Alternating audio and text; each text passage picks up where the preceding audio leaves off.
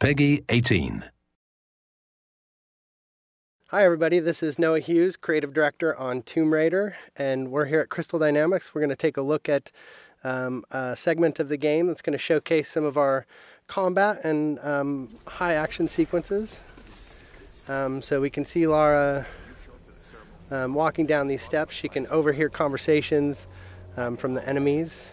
You can see as she becomes aware of the enemy presence, she'll take cover behind anything that looks like cover. So that's something that's automatic, and we really promote the ability to freely move within cover and move throughout cover. So Lara's assessing the situation. She can overhear bits of story and understand more about what's going on the island. But most importantly, she can sort of use brains as she approaches this situation. She'll take out one guy. We can see that the enemies are reacting, so they're creating cover for themselves, reacting to her situation. Another guy's trying to flush her out of cover with the Molotovs.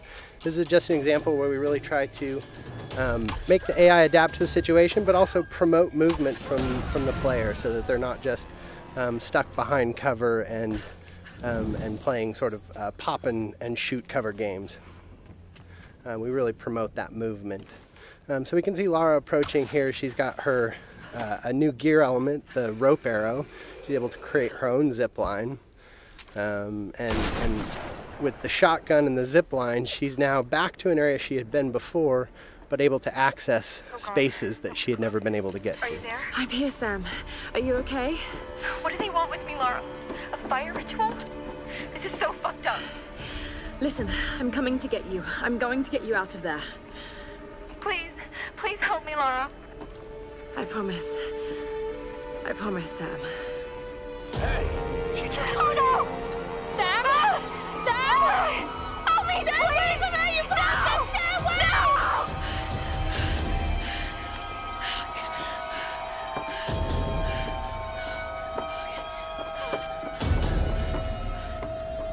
So we can see that Lara's friends, in particular Sam, is in trouble, and she has a very clear goal now, which is to make her way to the scavenger fortress where Sam is being held. So she knows that's down at the bottom of the mountain, and she's going to find a way down.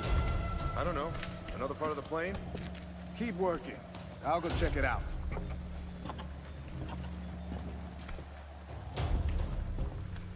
Again, often the best strategy is to sort of assess the situation before you jump in with guns blazing. Of course, you're always welcome to just open fire, but the game really promotes sort of that tactical approach in some situations. So Lara's able to wait till she has a clear vantage of the situation without being spotted by the enemies. She sees an opportunity in the fire, and she's able to open combat by really decimating the enemies with the environmental opportunities and then finishing off any stragglers. Now, last time we showed this space, we took the left route, and this is just an example of a forked path where you can see them coming up the path that we would have come down naturally. But because Lara's observant and she's taken advantage of her traversal in the environment, she can get the drop on these guys in a way that you may not if you weren't necessarily utilizing traversal to progress and keeping your eyes open for those opportunities. So again, Lara using the barrels as part of the environment to sort of create chaos within the enemy AI and take advantage of that chaos. So again, Lara just not necessarily being all about the biggest firepower, but really trying to use a tactical approach to combat.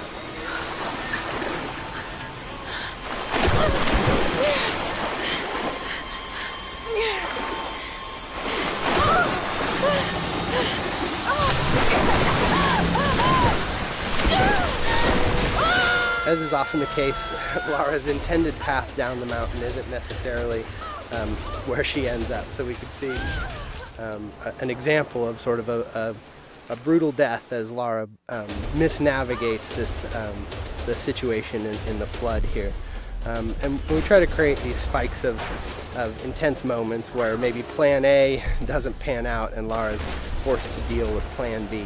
And you can see her shooting out barriers with the shotgun. This is another example of us trying to use gear acquisitions as something that provides new skills in the environment beyond just combat.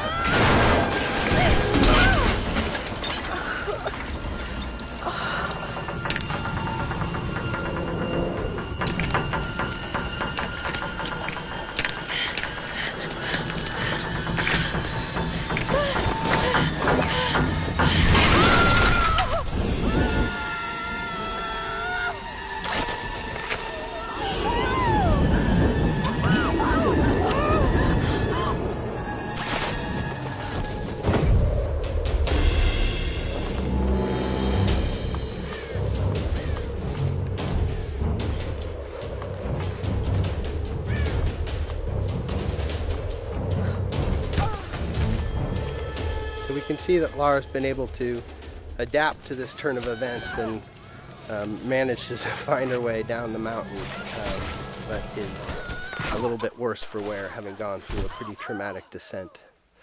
So we see Lara sort of shaken from the experience, and ultimately this is really just awakening injuries that have started since the beginning of the game. You can see her side is already bleeding from experiences she had when she first washed up on the island, and that's just been made worse by her traumatic descent. And so we're sort of introduced to this new space. This is the scavenger town, and up on the mountain you can see the ancient palace, which has been fortified by the scavengers, and really that's where Lara thinks Sam is being held. And so her goal, Sam and the others, so her goal is to really make her way into that palace. But you can see that she really is sort of feeling the effects of the fall, and as she stumbles her way into this new space, we realize that Lara is indeed worse for wear and has limited traversal capabilities. So you can't necessarily climb from roof to roof like you might if you were in the best of health. So Lara is really forced to sort of in a position of vulnerability to sneak her way towards the medical chopper that she saw, and hopefully find some supplies that are going to help her deal with her current situation. I don't know what you're talking about. Please. You are lying. I know you escaped with him. Please. I don't. I need to loosen your tongue. Tell me! So we can take a moment to overhear some of the story. That's always optional, but we try to infuse a lot of the environments with some of the backstory, and that's actually foreshadowing something that will come up a little bit later in the story.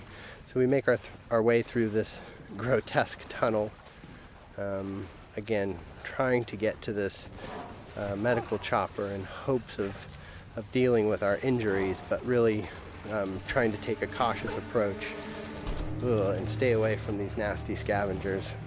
We're starting to sort of get into the heart of it. This is Lara's journey into the belly of the beast, so to speak, and we really see her sort of having to engage in direct conflict in ways that she hasn't up until this point in the game. So we can assess the situation. The guy on the top was a threat.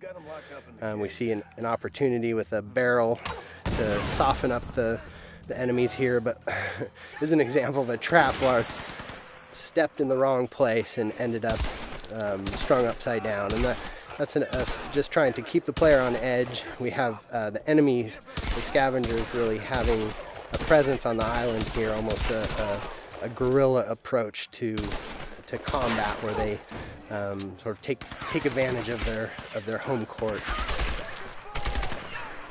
So we see combat progress from sort of that opportunity to initiate with tactical opportunities, taking out patrolling guards and exploding barrels, but then ultimately sort of being forced to confront them directly in order to get to her goals. And that's something that Lara is constantly dealing with, is this need to do whatever it takes to survive. And if these guys are presenting a threat to her, she's seen what they're capable of, and they're standing between her and sort of her ability to deal with her wounds.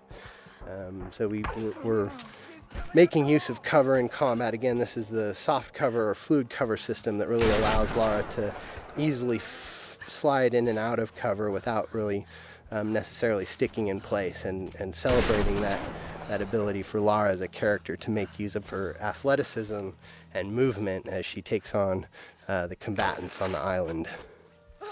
So with our piece of gear, our rope arrow, we've been able to pull our way into the crass chopper here, which is where Lara hopes to find something to deal with her injuries.